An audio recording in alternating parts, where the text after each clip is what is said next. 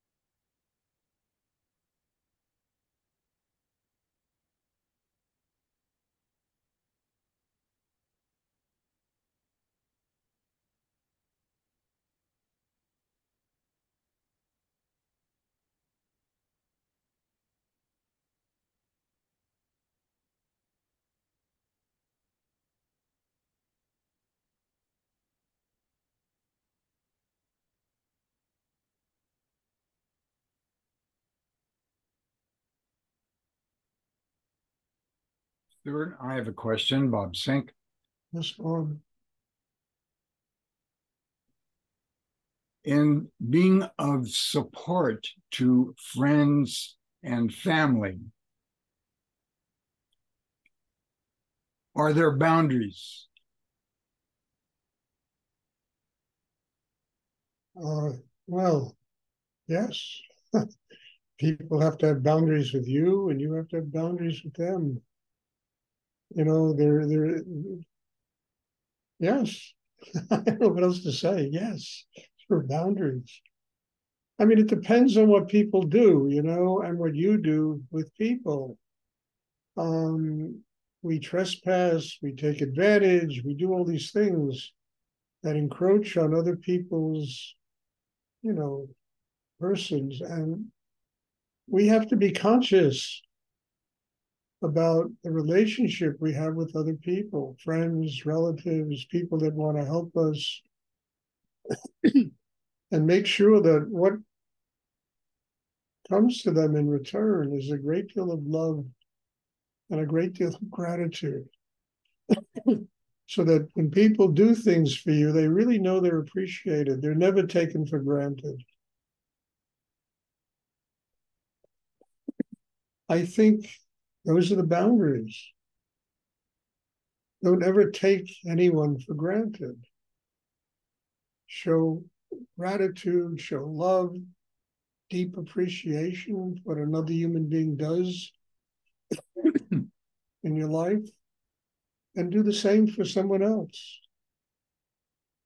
And also, there's another element to this. When you truly give unconditionally, you don't give with thoughts in your mind of getting rewards, getting something, but you do it unconditionally. You do it with love. You do it with gratitude. You do it. I mean, I used to do this with Rudy because he basically saved my life. It didn't matter what I had to do for him. It was all done from gratitude and from this thing in yeah, there were parts of me that resisted and this, but I had to overcome them. I knew that was bullshit. But I had to really find a purity in myself of gratitude for somebody who took me in and literally saved my life. So when people do things and they contribute to your life, there has to be gratitude for what they're doing, and one can unconditionally do in return. At the same time, we can't expect anyone to do. I mean, look, I don't know. Look, to me, it's a miracle if you get a handful of people that really support your life and help you do what you do, growing, and to be able to cherish those people, to find deep gratitude for them and how deeply they fit into my life and what they do to help me in my life and what I can do to help them in their life. And I think then you have a symbiotic relationship. And giving is an unconditional thing. You don't give conditionally. That's dangerous, and it's really dark, and it's kind of evil. I will do this if I get that back. And this is how most people function. I will do this because I am grateful for what you have contributed to my life. That's another way of giving, and a really more important way of giving. And that kind of giving gets one to God. I will receive the same way, unconditionally, because of what you want to offer me in my life, to help me in my life. Otherwise, it's all bullshit. It's just entitled people that are living in little worlds where they're afraid to step out of, and they're frightened of giving, they're frightened of receiving, and it keeps them trapped for the rest of their lives. And the quickest way to overcome that is gratitude, and then find it in your activity, a way to contribute to people that truly have given you something important in your life.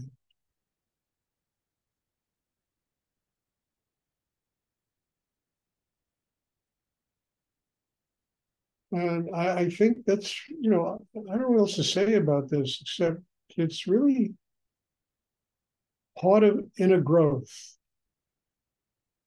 One is willing to serve God in the world, one is willing to serve people in the world.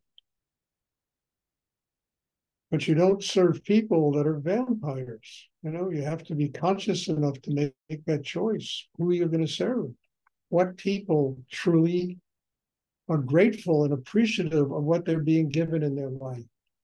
And how do you know that? It's what people give back.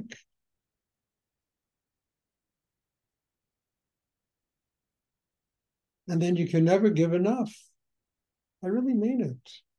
Because it's God, it has nothing to do with any of us. It's a way of truly serving God.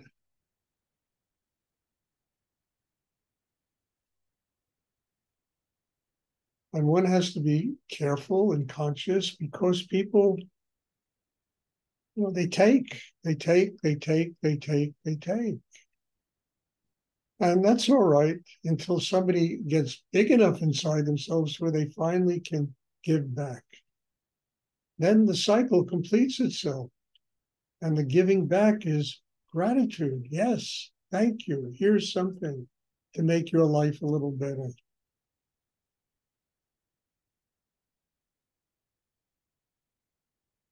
It's part. I mean, look, when I was a kid, what did I have to give? Nothing. I was poor as a church mouse, but it grew until I finally saw the depth of this work and what it had done for my life. And I committed my life to spending my life serving this meditation practice. My teacher is God, because of what it contributed to my life, hoping that it will contribute to somebody else's life who will learn enough to be able to continue this.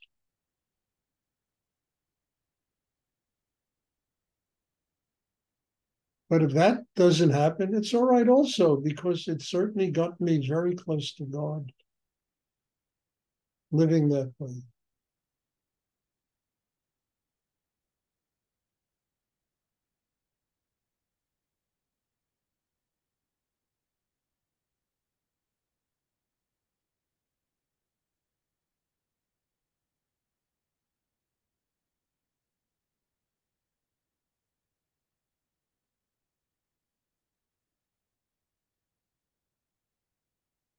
Vampires trespass.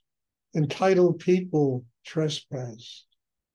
People that are grateful never trespass because they are doing it and offering spirit to you. They're offering a gift of love to you.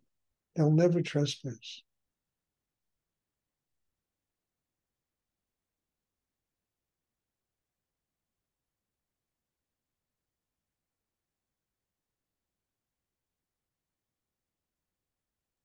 So I have another question, Stuart.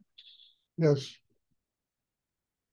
So how are you able to be in relationship with those people that are hungry ghosts in your life? That are hungry? That are the vampires, those Well, the folks. relationship often doesn't last very long, Bob. It really doesn't. I mean, I have patience with anybody who comes into my life that they might learn through this meditation how to truly fulfill the cycle of gratitude, giving unconditionally, receiving. They will grow inside themselves. If people don't grow inside and just spend their life being entitled and just taking and taking and taking, they usually fall away from me. You know, I don't do anything; they just fall away. God takes them away. No. But I have a lot of patience with people because I remember what I was like. What did I have when I was 25 years old? Nothing. All I had was a very kind of neurotic, anxiety filled inner life, insecure. And through Rudy's meditation, the whole thing turned around. He had patience with me. I have patience with everybody, anyone that comes into my life who's willing to make an effort to grow. And, at the end, when you think about Rudy's practice, how many people really learned what he had to teach? I would say a handful of people. And he had 10,000, 20,000, endless numbers of students. People do versions of it. They do all kinds of stuff with Rudy's picture, but not the actual meditation that he taught, the real meditation that he taught. So I have patience. And I will never stop anybody from going and doing whatever they want to do. It's not my business. I remember I was with Rudy one day and some guy came in his gallery who wanted to study with him. And he said to me, Stuart, if I take this guy as a student, he's going to wind up becoming a revolutionary that might be responsible for killing a lot of people. I'll never forget that. So I said, well, what are you going to do? He said, it's God's will. He's come. I cannot say no. I have to. Hopefully, through what I teach him, that whole anger, that revenge, that evil part of him could undergo a massive change. And I look at people the same way. They come to me and I go, shit, what did I do to deserve this? But then it's okay. Maybe through time and patience, it'll transform something inside them. It's like Milarepa. He was a murderer when he was younger. He was a criminal. Became the great saint of Tibetan Buddhism, the poet saint. So you never know who is going to become God's child. But Milarepa did extraordinary things in order to turn it around. Built 13 houses for his guru Marpa. No, I don't like the house there. My wife doesn't like it. Tear it down and build me another one. Built 13 houses. When he was finished, what could have been left of his ego? Nothing. Nothing.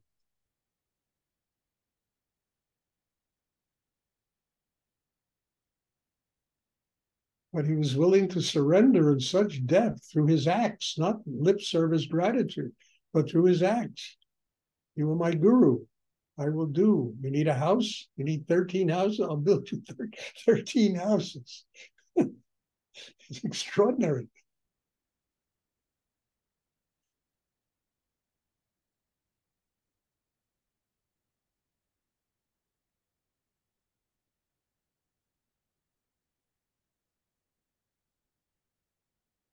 And part of the thing you learn when you teach this kind of thing is patience.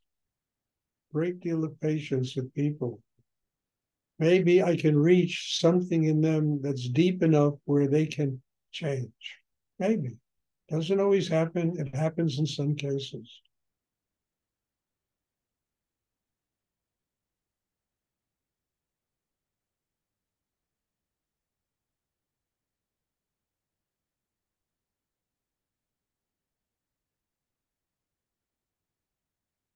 And it's fun. I mean, what the hell else is one going to do with their life? And look, I've been in business. I've done all that stuff. And, you know, I think I worked through all that.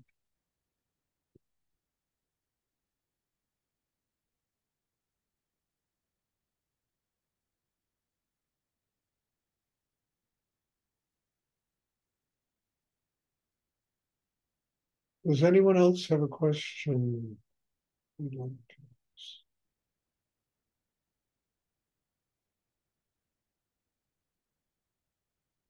I hope it's clear. I'm not trying to intimidate anybody. I'm just trying to lay out some cold, hard spiritual facts about what this is really all about.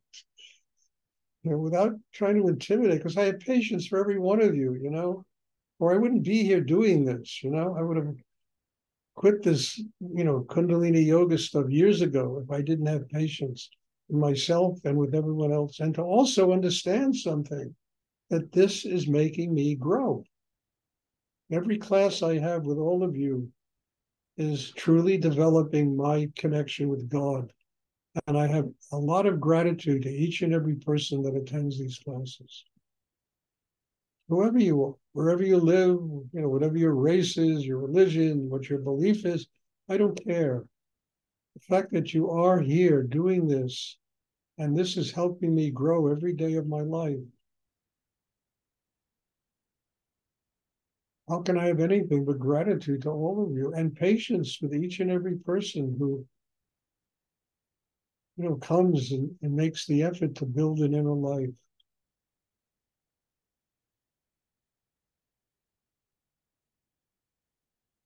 Does anyone else have a question? Thank you, Stuart. You're welcome, Bob. I hope it's clear what I'm talking about. Trying it. Anyway, I'm working on number 108. I told Jennifer, I said, you know, every time you finish a book, it's like walking off a cliff. You know, so much time, energy, focus, patience goes into doing these things. I swore 2 years ago I'd never do it again. And here I am, finishing up another one. So I think I'll be probably taking a vacation sometime within a week or so. I'll let you all know. Does anyone else have a question you would like to ask? Okay, well, God bless you all. Thank you. There will be meditation on Sunday. Hope to see you all. Bless you. Thank you, Stuart. Thank you. You're welcome. Thank you. Thank you.